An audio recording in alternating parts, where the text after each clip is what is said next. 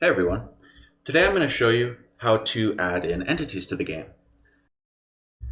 So if you don't know how to set up your Fabric environment, I suggest you watch part 1 of my video tutorial series. So before we start, just a quick overview. What we'll do here is we'll just look at fabric.mod.json. We'll just make sure everything reflects what we're doing here in this entity mod. So I've changed the ID to entities. I've named the mod Fabric Entities, and the description, and my author, and all that stuff. I've changed this to an entry point here. I've changed it to entities, entities, and I've changed the client to entities, entities client. And then I've changed the mixin to entity.mixin.json. So these will look for the Java files and the JSON associated to this mod. So in here, the entity mixins.json, this is where mixins are enabled. And so this JSON is looking for entity mixins, which is this Java file here. And again, this is all default stuff. I've just renamed it to entities. So this is entities client. This is the Java file that we'll be using. And then this is entities, and this will hold all of our registration. Okay, so after your initial setup of the mod, basically what you're going to do is you're going to go into the main entry where mod initializer is. So above on initialize, I'll create a space here, and then what I'll do is I'll add in the entity type. So first, I think what we'll do is we'll add in the entity as a cube, say as a slime, for example. So do that by doing public static final entity type. Then we'll do cube entity, and then we'll just call this cube equals, and then this is registry dot register. Okay, so then we will add in all of the functions here. So registry entity type, and then we'll create a new identifier, and then this will be the name of the mod as it shows up. So this is the mod ID, entity, and then this is the name of the mob. So I'll name this cube, and then from here we'll do a Fabric entity type builder, and we've got to make sure we import the right one. So the one here that says version 1 entity Fabric entity type builder, that is the correct one. Create spawn group, and this will be a creature, and this will be cube entity new, and this will be in dimensions, and then we'll set the entity dimensions, and then this will be fixed, and this will be a float value, so it'll be 0.75f, which is a small cube, and then 0.75f with 2 brackets, and then we will build this, finish off those brackets, close off the statement here because that's where it was. Okay, now we got to import. We got to create class cube entity. So for now, we'll just create a class called cube entity, and then I'll move this into my entity folder that I've created here. Change the package declaration because I moved it, and then import will work. Okay, so that's all I can do on this for now. So I got to go to cube entity, and then I have to extend path aware entity, and this adds a sort of AI to the mob. So this will be public cube entity, and this will be entity type, and then we're going to extend the path aware entity within here.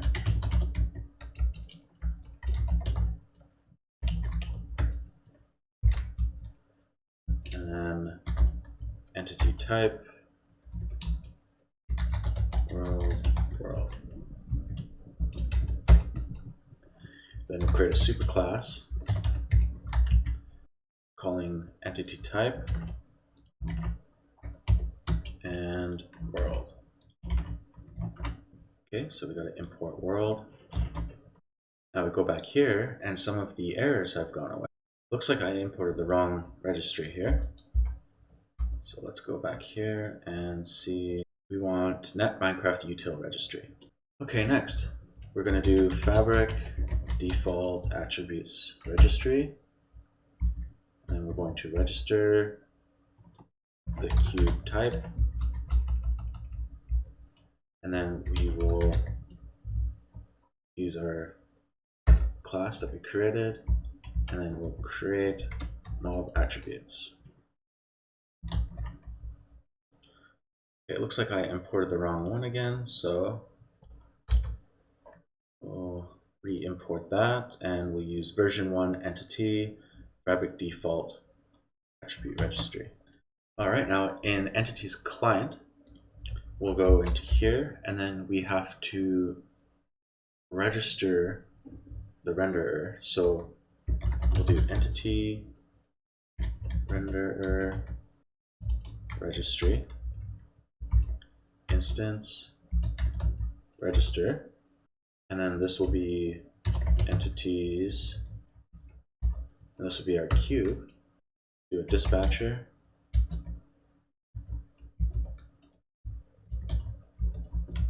context, and then we will do a return function, return new cube entity renderer dispatcher. Okay, so now we need to create this class, cube entity renderer. Now we'll move this into entities client renderer folder that I've created here, and just fix the package here. Back here and import it. And then because we're calling dispatcher, we will need to add constructors to it. So now here we'll have a constructor, and we need to go to cube entity renderer. And then we need to extend mob entity renderer. Then we'll do our custom class cube entity and cube entity model. We'll call this entity render dispatcher. Then we'll create a super. Use this entity render dispatcher, and then call cube entity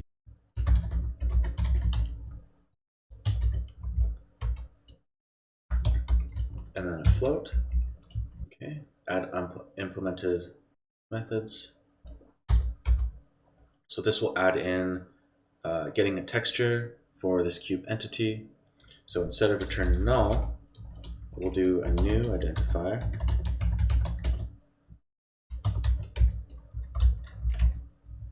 And then we will call the mod ID, so entities, which is what I called it. And then where the texture is, so in our case, it will be textures, entity, cube, and then we'll just call it cube.png. Okay, so under resources and assets, entities, textures, entity, I've created two folders called cube and skeleton, which we'll add later. So for the cube, I've prepared a little file here, so I'll just put that in here. And basically this just looks like a texture for like a slime. Okay, so after that, then we will need to create this class, cube entity model. And as you guessed it, we will have to put it into the folder model. There we go. Okay, so then I just need to change the package so that it's correct. And then go back here and then import the class that we just created. Okay, so for cube entity model here, then we'll need to do an extend entity model, and then our cube entity class. Then we'll do private final model part base, and then there will be just one part because it's a cube.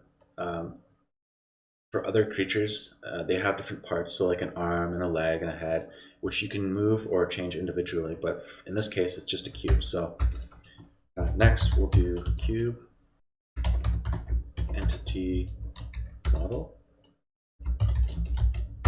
and make a custom function, and then we'll set this texture height to 64. And so what this is that this PNG here is a 64 by 64 image. And so this will just read that. So texture width equals 64, and this is in pixels. And then, so the base part will be a new model part, which will be this. And then set those to 0, and base. We'll add a cuboid, and then we'll set the sizes of that. So -6, -6. And again, feel free to play around with these sizes. These are just the default cube ones for a tiny little cube. And import. Then we had to add in the unimplemented methods by right-clicking cube entity model, and this will put in these automatically. Just clean it up. Okay, so for render, we'll do matrices translate, and we'll put 0, 1.125, 0, and then for base render, we will use all of these in here. So matrices, vertices, light, and overlay. Now all of those errors should have been resolved, and you should now have a working entity. So let's start the game and try it out. Alright, in order to summon your entity that you just created, you can just type in summon, and then your mod ID, so entities, and then cube. And there you go. You created your first entity.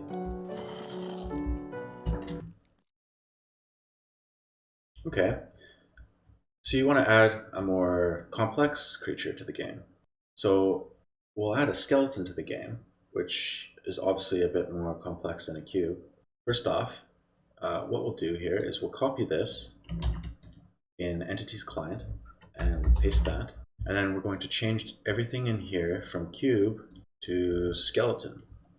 So maybe let's just keep it short, so skelly, how about that? And then cube entity renderer, so change that to skelly, and then we'll go into entities, and then we'll copy this function and paste that, and like you guessed, change everything to skelly from cube. We'll change the dimensions to reflect kind of more like a skeleton. Okay, and then we'll copy this line here, and then we'll add it below, and change cube to skelly, and change that to skelly. Okay, so we've got some errors here, so we'll need to create class skelly entity, and then we will need to move that into the entities folder and change the package declaration so it's correct. Go back into entities and import that. All right, and then in here, we'll need to add in this class, skelly entity renderer, and we'll put that under renderer. We'll fix this package declaration, and then we will import that. Then we'll create that constructor, And then in Scale Entity Renderer, we will change this to extends, and then instead of creating our own, we'll just use the skeleton default. So this is called a biped entity renderer. Then we'll use our class that we created, Scale Entity, and then we'll use skeleton entity model, and then we'll just use our Scale Entity class. And in this function, we'll just change this to entity render dispatcher. Then we'll create the superclass entity render dispatcher, and then create a new skeleton entity model. And we'll just delete that, leave it default blank, and then we'll set this float to 0.5f. So then we'll go into Scale Entity, and then we'll have to set this up as extends skeleton entity, because we're piggybacking off of the already existing skeleton entity. We'll set a public boolean skeleton can spawn equals true. We'll use that later. So for this, we'll use public Scale entity. We'll set this to entity type.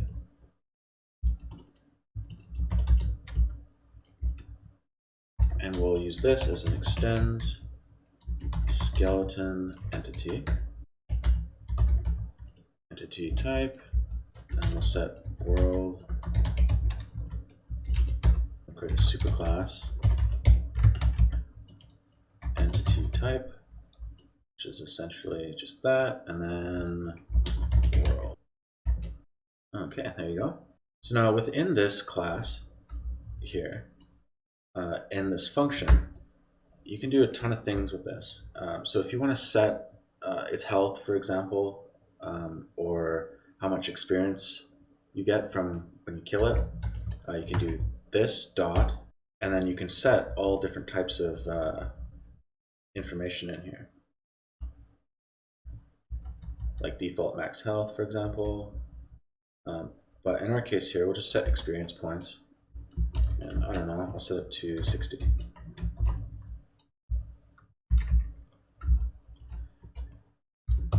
Public static, we're going to do a default attribute container.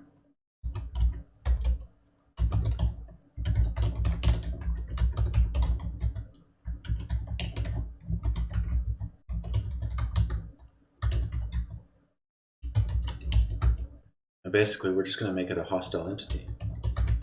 So we're going to piggyback off of the skeleton again, and copy most of the information from skeleton. And then here, we'll add in our own information,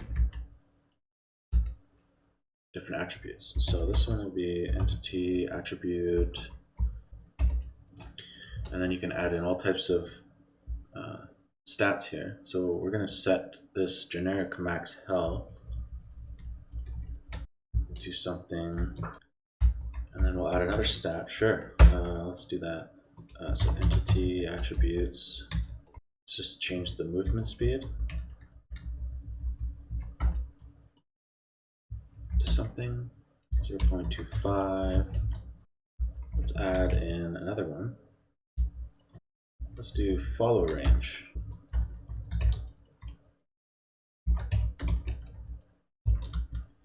And then we'll add another one as well.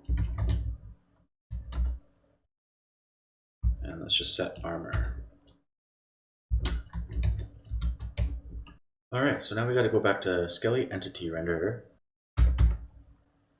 And then we'll have to set up for getting the texture. So just like we did with this cube, we'll just copy paste that from here into here. And then we'll just name this Scale Entity. We'll import that. Imported the wrong one. Going to import the right one. And then the mod ID, and then where it will be located. So I'll just call this skeleton and skelly.png. And I've basically just taken the wither skeleton texture and I prepared it here, and I just put it into that directory where this is looking for it. So instead of creating your own model, I've essentially just piggybacked off of the already existing skeleton model and then just changed the texture. All right, let's try it out. Okay, so summon entities, skeleton. All right. Okay, if you like this part of my tutorial series, don't forget to like and subscribe. If you have any suggestions, leave a comment below. Oh, and check out part 2 of entities, where I show you how to have your entities spawn naturally in the world. Thanks for watching.